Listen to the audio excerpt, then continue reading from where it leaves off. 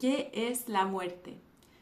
Vamos a empezar por lo más básico, la definición de la RAE, la Real Academia Española de la Lengua, que tiene dos definiciones. Primero indica claramente que es un nombre femenino. Y la primera definición dice que es el cese o término de la vida. Pero la segunda definición de la RAE, insisto, dice que en el pensamiento tradicional es la separación del cuerpo y el alma. Y esto es muy interesante porque una vez más el cuerpo físico que tenemos es un préstamo con el que hemos venido aquí a la tierra a experimentar esta vida humana, esta forma humana. Así que primero tratémoslo con mucho amor, con mucho respeto, con mucha dignidad para envejecer saludablemente y vivir no más años, sino mejores años. Y es que ya te he contado el experimento científico de los 21 gramos donde unos doctores intentaron demostrar la existencia del alma y fueron muy criticados, muy abucheados y apaleados por sus compatriotas, ya que lo que no se mide, lo que no se ve, pues no existe para la ciencia, aunque afortunadamente con la física cuántica y todo el mundo cuántico esto está cambiando y cada vez hay más estudios que demuestran una supraconciencia y que realmente lo no material existe. Entonces cogieron a unos moribundos, los pusieron en unas camas, personas a las que les quedaban pocas horas de vida, y les pesaron unas camas con unas básculas incorporadas y pesaron sus cuerpos unos minutos antes de fallecer y justo después de fallecer. Y establecieron que el alma pesa exactamente 21 gramos, que es lo que había de diferencia entre cuando la persona estaba viva y la persona estaba muerta. Y todos estos que los criticaron y que fueron en contra de ellos, pues dijeron que era sudor que se evaporaba, agua de la respiración, etcétera, etcétera. Y quiero que hablemos de otra definición que me ha parecido que puede aportar cosas muy interesantes a resaltar para este vídeo de qué es la muerte, qué es la definición legal de muerte. Y no me la he podido aprender para este vídeo, así que te la voy a leer y vamos a ir comentando las cosas que me parecen que hay que recalcar y que dan pie a hablar sobre otros temas. Dice así: definición legal de muerte: cese o término de la vida como objeto de protección penal y que tiene lugar con la confirmación del cese irreversible de las funciones cardiorrespiratorias, es decir, la muerte por parada cardiorrespiratoria, o de las funciones encefálicas, muerte por parada encefálica o muerte cerebral. ¿Y esto qué implicaciones tiene? Pues tiene mucha controversia hoy en día en las personas que están en coma o que tienen una situación muy prolongada de inconsciencia con una muerte encefálica o cerebral. ¿Y esto qué quiere decir? Quiere decir que la actividad del cerebro no se va a restablecer nunca. Hay un diagnóstico certero de que esa actividad no se va a restablecer nunca, lo que hace que las otras funciones del cuerpo no van a poder funcionar. Se pueden mantener artificialmente con un respirador y con otro tipo de soportes, pero una vez se quiten esos soportes se va a interrumpir de forma espontánea e inmediata la respiración y la actividad del corazón. Entonces, es cuando hay que decidir si se hace una donación de órganos o no, si los órganos están en buen estado. Por tanto, la muerte se puede abordar desde muchas dimensiones. Hemos visto, por ejemplo, la biológica médica, que es todo lo que hace referencia a las funciones corporales y físicas, lo que se puede ver, es decir, lo que se puede medir.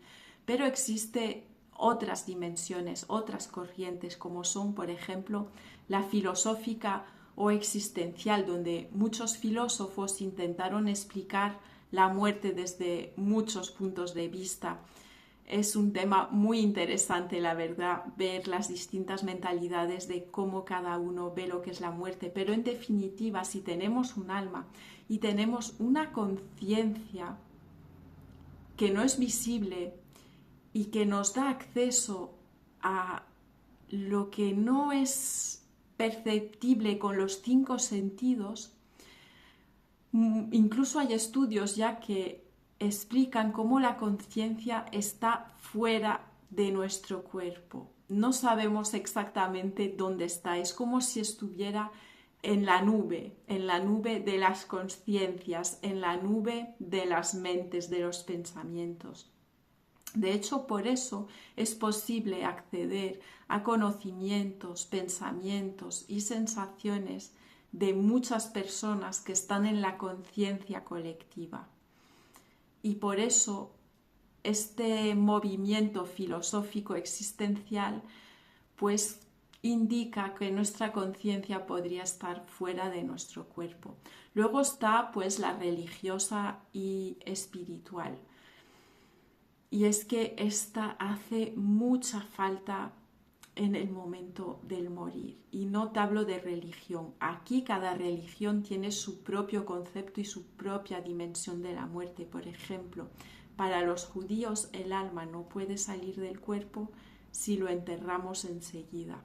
Por eso ellos no permiten que se entierre a una persona hasta 7 días después de su fallecimiento. Y además, si venimos de la tierra, hay religiones que indican que deberíamos volver a la tierra, no incinerarnos. Yo aquí no entro, solo quiero darte las dimensiones que hay de los distintos puntos de vista y cómo esto nos puede nutrir para llevar un mejor tránsito hacia el otro lado. Y en esta dimensión espiritual es muy necesario la compasión, la empatía, el acompañamiento y el amor de los cuidadores para poder llevar este momento final con la máxima dignidad posible.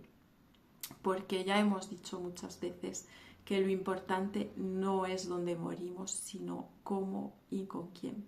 Y luego existe una última dimensión que es un poco la social o cultural, donde se personifica la muerte, se la evita, se hace de ella pues ese tema tan tabú, ¿no?, del que se tiene miedo a afrontar y a mirar de frente para darnos una visión pues más global, ¿no?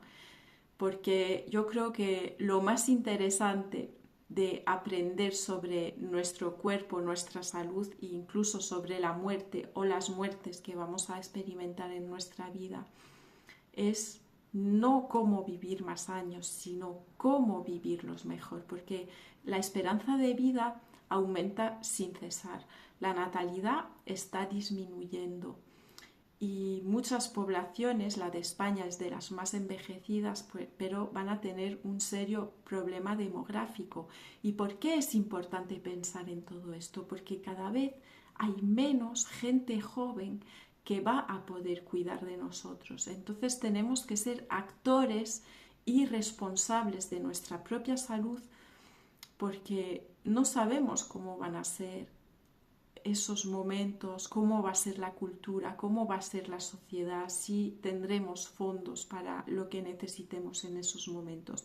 Y es que todo está cambiando mucho e incluso se está perdiendo el modelo de familia tradicional, que era la base sólida que hacía de apoyo a la vejez, a las personas en soledad, porque sí, cada vez las personas viven más, pero viven más solas, en soledad. En los países más desarrollados del mundo, casi el 80% de la población anciana vive sola. Y también hay muchos estudios y está demostrado que lo que hace tener mayor calidad de vida y por lo tanto mayor salud psicológica y física también son los vínculos, las conexiones humanas, la red de apoyo y de amor que cada uno tiene en su vida. Así que creo que para finalizar esto de qué es la muerte, lo que más nos interesa construir en nuestra vida para tener una buena muerte es primero nuestra salud física y después la espiritual, la existencial y la emocional, fortaleciendo y nutriendo los vínculos y las relaciones y las conexiones humanas. Y para finalizar con este tema tan básico y esencial como es entender qué es la muerte, quiero hablarte de los elefantes. Los elefantes tienen una profunda conciencia social y emocional del final de vida. Te invito a que lo busques porque es realmente maravilloso lo que nos puede enseñar la naturaleza. Los elefantes se quedan con el pariente suyo fallecido horas e incluso días velándolo, tocándolo con sus trompas y con sus patas y protegiéndole de carroñeros. Por otra parte, hacen sonidos de tristeza muy intensos con sus trompas. Esto significa que realmente son conscientes de la pérdida. También cuando hacen largas travesías y se encuentran con huesos de un pariente, de uno de los suyos fallecido, pues se quedan tocando con la trompa otra vez esos huesos, velándolos y haciendo saber a los observadores que realmente tienen cierta memoria de que esos huesos pertenecían a sus antepasados. Incluso se ha visto que, sobre todo si son crías las que han fallecido, cómo las entierran, les echan tierra, ramas y hojas encima también para protegerlos de los posibles carroñeros. Y también han podido observar cómo, pues sobre todo si el miembro de la manada que fallece es una matriarca, puede producir una desestructuración social durante años en ese clan de elefantes. Se comportan en definitiva como también los delfines y los chimpancés, con una conciencia pues emocional y social, como te decía, de lo que es el final de vida y de realmente lo que significa la pérdida de uno de los suyos en sus vidas. Así que deberíamos aprender mucho, como siempre, de la naturaleza. La naturaleza es bella, pero también es cruel y también de eso tenemos que aprender.